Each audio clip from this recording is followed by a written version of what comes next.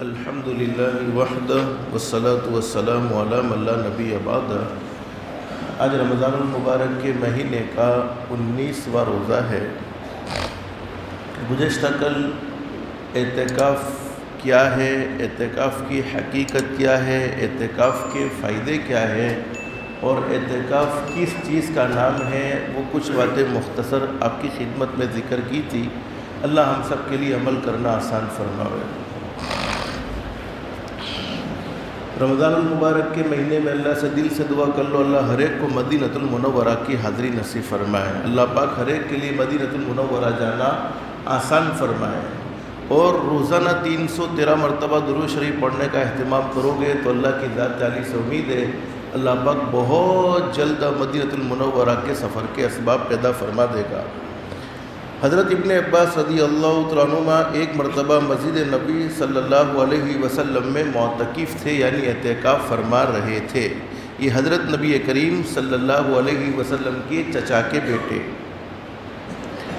ان کے پاس ایک شخص آیا اور سلام کر کے چپ چاپ بیٹھ گیا۔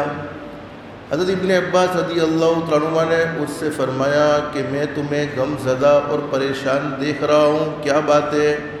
اس نے کہا کہ اے اللہ کے رسول کے چچا کے بیٹے، بے شک میں بہت پریشان ہوں، فلاں کا مجھ پر حق ہے۔ آدمی پریشان تھا، کل حضرت نبی کریم صلی اللہ علیہ وسلم کے چچا کے بیٹے میں بہت پریشان ہوں، اور پریشان اس لیے ہوں کہ فلاں کا مجھ پر حق ہے۔ اور نبی کریم صلی اللہ علیہ وسلم کی قبر اطہر کی طرف اشارہ کر کے کہنے لگا کہ میں اس حق ادا کرنے کی طاقت بھی نہیں رکھتا ہوں، فلانے آدمی کا مجھ پر حق ہے اور میں اس کے ادا کرنے پر قادر بھی نہیں ہوں۔ حضرت ابن عباس رضی اللہ تعالیٰ عنہ نے فرمایا کہ اچھا کیا میں تیری سفارش کروں؟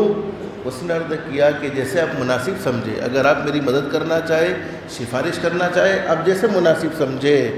تو ابن عباس رضی اللہ تعالیٰ عنہ یہ سن کر جوتا پہن کر مسجد سے باہر تشریف لائے۔ اس شخص نے عرض کیا کہ آپ اپنا اعتکاف بھول گئے، چونکہ اعتکاف میں بیٹھے ہوئے تھے تو آپ اپنا اعتکاف بھول گئے؟ فرمایا کہ بھولا نہیں ہوں، بلکہ میں نے اس قبر والے یعنی حضرت نبی کریم صلی اللہ علیہ وسلم سے سنا ہے، اور ابھی زمانہ کچھ زیادہ نہیں گزرا، یعنی بہت قریبی زمانے میں سنا ہے۔ یہ لفظ کہتے ہوئے حضرت ابن عباس رضی اللہ عنہ کی آنکھوں سے آنسو بہنے لگے۔ فرمایا کہ حضور صلی اللہ علیہ وسلم فرما رہے تھے، جو شخص اپنے بھائی کے کسی کام میں چلے، اپنے بھائی کی کسی مدد میں چلے اور کوشش کرے، اس کے لیے 10 برس کے اعتکاف سے افضل ہے۔ صرف چلنا 10 برس کا اعتکاف کرنے سے افضل ہے۔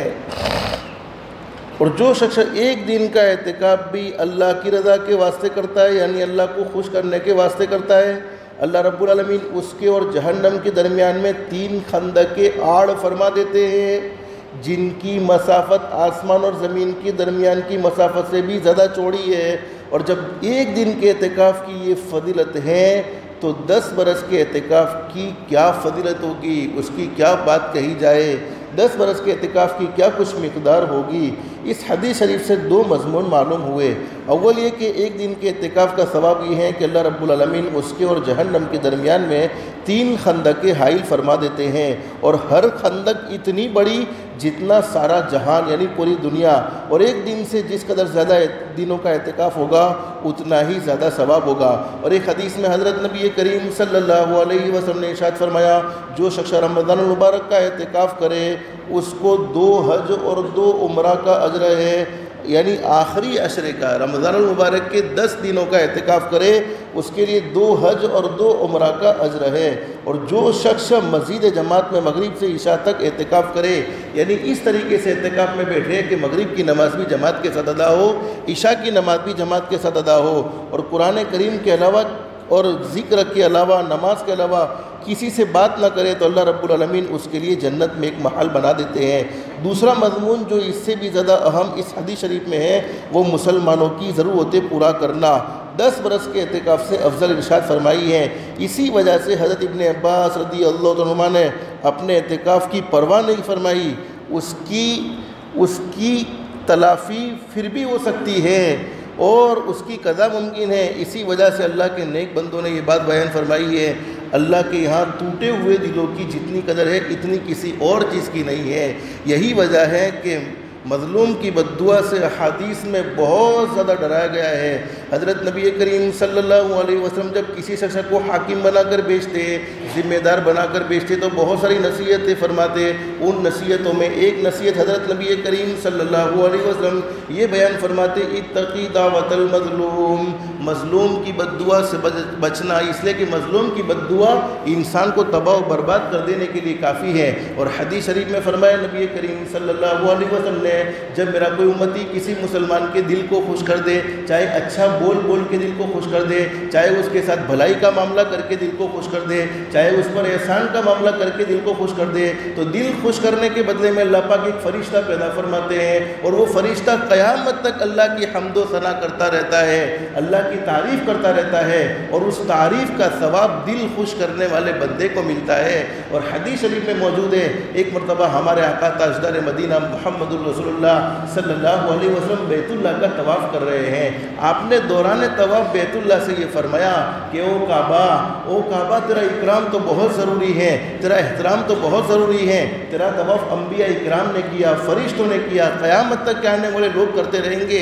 اور فرشتہ جب ایک مرتبہ بیت اللہ کا طواف کر لے قیامت تک اس کو بولو دوسری مرتبہ چانس ملتا نہیں ہے۔ فرشتوں کی لمبی چوڑی جماعت، لیکن کعبہ تجھے 100 مرتبہ کوئی توڑے، ایسی گلیز حرکت بولو کوئی کر سکتا ہے؟ بیت اللہ کے ساتھ ایسی ناپاک حرکت کوئی کر سکتا ہے؟ تجھے کوئی 100 مرتبہ توڑ دے اور میں محمد الرسول اللہ صلی اللہ علیہ وسلم اپنے ہاتھوں سے 100 مرتبہ بناؤں، اس پر مجھے کوئی افسوس نہیں ہے جتنا ایک مسلمان کے دل پر رائے کے دانے کے برابر تکلیف پہنچانے پر افسوس ہوتا ہے۔ اس سے اندازہ لگاؤ کہ مومن کا دل تو کعبۃ اللہ سے بھی بڑھ کر ہے۔ تو حدیث شریف میں حضرت نبی کریم صلی اللہ علیہ وسلم نے یہاں یہ بات بیان فرمائی ہے کہ مظلوم کی بد دعا سے بچتا رہنا چاہیے۔ اس جگہ ایک مسئلے کا خیال رکھنا ضروری ہے کہ کسی مسلمان کی حاجت روائی کے لیے، یعنی اس کی ضرورت پوری کرنے کے لیے مسجد سے نکلنے سے اعتکاف ٹوٹ جاتا ہے۔ اگر اعتکاف واجب ہوتا ہے تو اس کی قضا واجب ہوتی ہے۔ حضرت نبی کریم صلی اللہ علیہ وسلم ضرورت بشری کے علاوہ کسی ضرورت سے بھی مسجد سے باہر تشریف نہیں لاتے تھے۔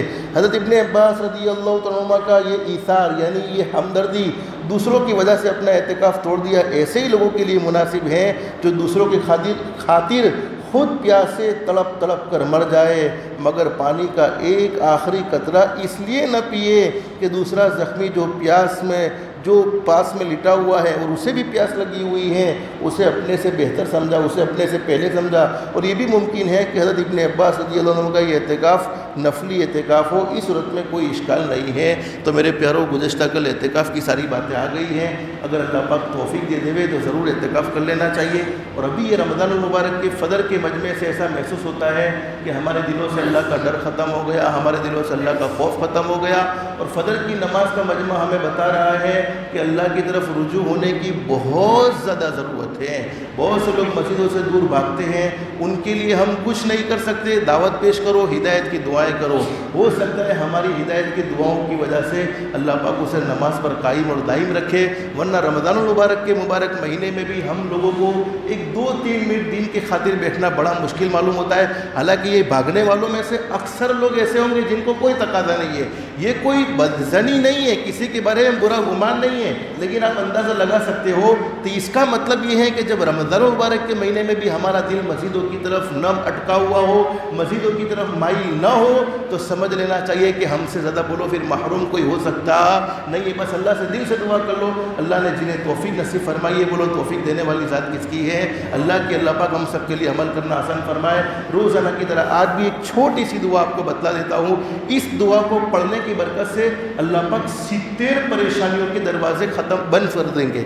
70 پریشانیاں جو ہماری زندگی میں ہیں، 70 پریشانیوں کے دروازے بند کر دیں گے۔ اس میں سب سے چھوٹی پریشانی رزق کی تنگ دستی، یعنی غربت کا دروازہ اللہ پاک بند کر دیں گے۔ 70 پریشانیاں، اس میں سب سے چھوٹی پریشانی رزق کی تنگی کے دروازے کو اللہ پاک بند کر دیں گے، اور حلال پاکیزہ روزی کے دروازے بولو اللہ پاک کھول دیں گے۔ کون سی دعا ہے؟ ایک مرتبہ پڑھو گے انشاءاللہ یاد ہو جائے گی۔ لا حول ولا قوت الا باللہ، بولو اتنا یاد ہے؟ ہر ایک کو یاد ہے؟ لا پڑھو ایک مرتبہ، لا حول ولا قوت الا باللہ، اتنا تو ہر ایک کو یاد ہے۔ اب آگے پڑھنا ہے لا ملجأ ولا منجأ من اللہ الا الیہ، بس لا حول ولا قوت الا باللہ ایک مرتبہ پڑھ لیا 70 پریشانیوں کے دروازے بند.